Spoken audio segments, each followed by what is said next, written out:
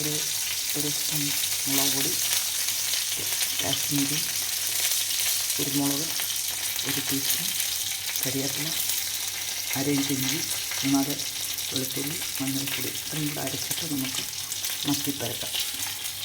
അത് തട്ടി കഴിഞ്ഞ് ഇനി നമുക്ക് ഇതിനെ വറുത്തെടുക്കാം. 10 മിനിറ്റ് കഴിഞ്ഞ് മത്തി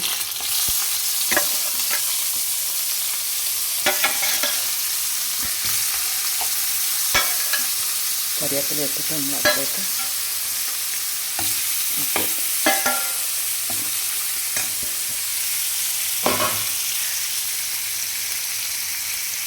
എന്നിട്ട് നമ്മുടെ മീനും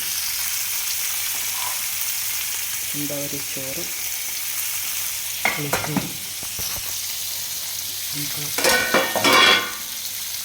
മത്തി മാങ്ങായിട്ട് വെക്കും.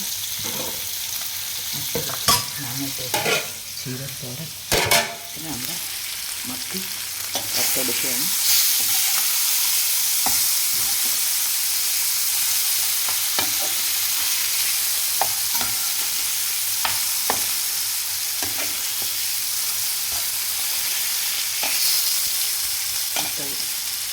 നമ്മൾ വറുത്തെടുക്കാൻ പോവുകയാണ്, വറുത്തുകൊണ്ടിരിക്കുകയാണ്.